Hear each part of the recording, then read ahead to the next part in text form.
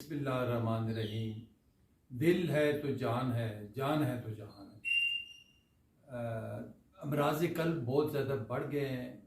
इस वक्त पूरी दुनिया में 2 करोड़ तक लोग इस बीमारी से मर रहे हैं और पाकिस्तान में भी 2 लाख तक इस बीमारी से लोग अल्लाह मियां को प्यारे हो रहे हैं।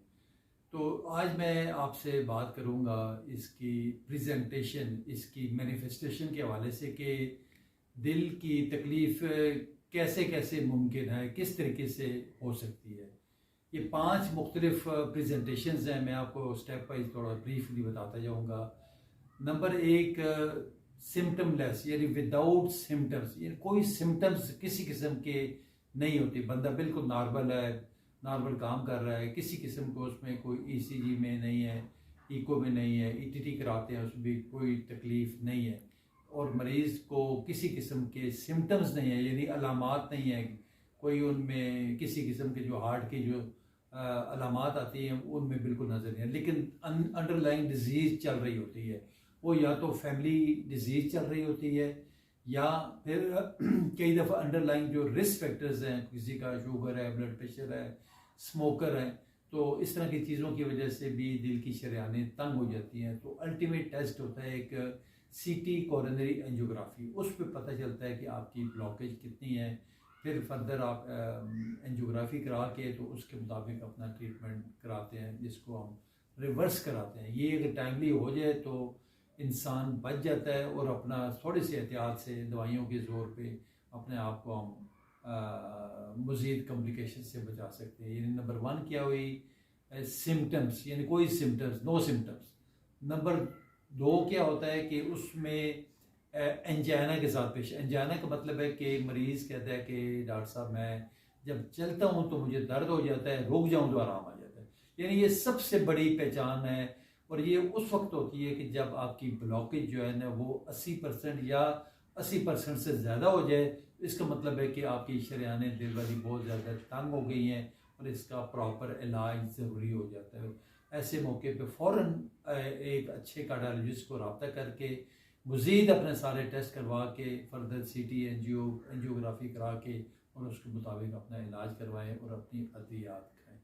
तीसरी प्रेजेंटेशन क्या होती है, हार्ट अटैक के साथ। इसको हम कहते हैं एक्यूट कोरोनरी सिंड्रोम भी कहते हैं इसको, और एक्यूट मायोकार्डियल इन्फाक्शन भी कहते हैं, और आम लैंग्वेज में इसको हार्ट अटैक का नाम दिया जाता है। इसमें क्या होता है कि मरीज़ कहता है कि मेरे सीने में शदीद दर्द होता है। दर्द क्या होता है कि ये पूरा सीने जकड़ा होता है और ये दर्द फैला हुआ होता है पूरे सीने में, और बाज़ औक़ात ये दर्द यहाँ से बाएं बाजू में या दाएं में या दोनों में या गर्दन की तरफ या जबड़े की तरफ या नीचे पेट की तरफ भी रेफर्ड होके आ सकता है। ये तो ये साथ क्या होता है, पसीने आ रहे होते हैं, घबराहट हो रही होती है, बाज़ औक़ात लोगों का दिल ख़राब होता है, मतली होती है या उल्टी भी आ जाती है।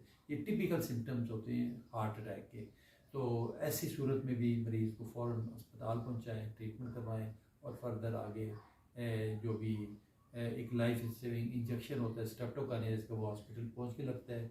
उसके बाद चंद अद्वियात लिख के मरीज़ को वो लगातार खाने पड़ती हैं और अपने मुआलिज से इन टच रह के मज़ीद टेस्ट भी करवाने पड़ते हैं। नंबर 4 प्रेजेंटेशन क्या होती है कि मरीज़ जो है ना सडन डेथ कहते हैं कि अचानक बैठे बैठे किसी को अटैक हुआ या एकदम फ़ौरन उसको मौका ही नहीं मिला हॉस्पिटल पहुंचने का, उसको सडन डेथ हो जाती है।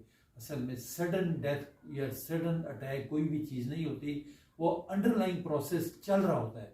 अक्सर जो फैमिलीज़ के अंदर डिजीज़ हो या किसी को शुगर है, ब्लड प्रेशर है या और कोई अंडरलाइन डिजीज़ चल रही, स्मोकर है जिस तरह बंदा, कोई नस्वार एडिक्ट है, कोई सिगरेट पी रहा है, हुक्का पी रहा है, शीशा तंबाकू कोई भी चीज़ गुटखा वगैरह खा रहा है, तो इसकी वजह से भी शरेयानें आपकी दिल वाली तंग हो जाती हैं और बाद औक़ात वो एकदम 100% ब्लॉक होती है तो वो फिर ब्लास्ट करता है और उससे हार्ट अटैक हो जाता है। हार्ट अटैक का मतलब है कि मुकम्मल शरेयान बंद हो जाती है। वो एक भी हो सकती है, 2 भी हो सकते हैं, तीनों में भी ब्लॉकेज आ सकती है और इससे शदीद, और उसकी वजह से क्या होता है कि बाद औक़ात आपको मौका नहीं मिलता कि आप हॉस्पिटल पहुंच सकते, उसी दर्द में ही बंदा वो ख़त्म हो जाता है, स्पॉट डेथ हो जाती है। नंबर आखिरी जो 5वीं प्रेजेंटेशन है, मैनिफेस्टेशन है, वो क्या है, वो है रिदम डिस्टर्बेंस। यानी बाद औक़ात क्या होता है कि मरीज़ जो है ना कि अंडरलाइंग डिजीज़ जो चल रही होती है वो हार्ट की रफ्तार या तो बहुत ज़्यादा तेज़ हो जाती है, जिसको हम कहते हैं SVT सुपरा वेंट्रिकुलर टैकीकार्डिया, या VT वेंट्रिकुलर टैकीकार्डिया, यानी रफ्तार को 200 250 300 पे पहुंच जाती है।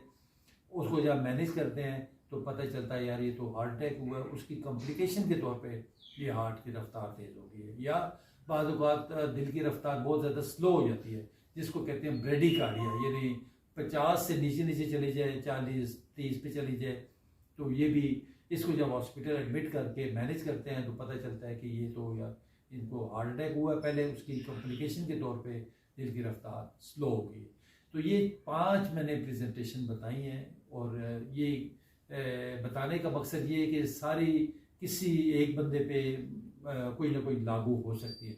इसलिए अपने दिल का ख्याल करें, अपना प्रॉपर चेकअप करवाएं, अपने मुस्तनद कार्डियोलॉजिस्ट से चेक करवाएं, और उनकी एडवाइस के मुताबिक चलें, और बिल्कुल आंखें बंद ना करें। वो कहते हैं ना कि ये कबूतर अगर आंखें बंद कर ले बिल्ली को देख के, तो बिल्ली ने अपना काम कर लिया। तो आपको अल्लाह ताला अपने ज़ुबान में रखे, दिल के अमराज से बचा के रखे, और अपने वो कहते हैं prevention is better than cure, और हिफ्ज़ मातकदम के तौर पे अपने मुकम्मल टेस्ट करवाएं ताकि आप किसी बड़ी मुसीबत से बच सकें। थैंक यू, बहुत शुक्रिया।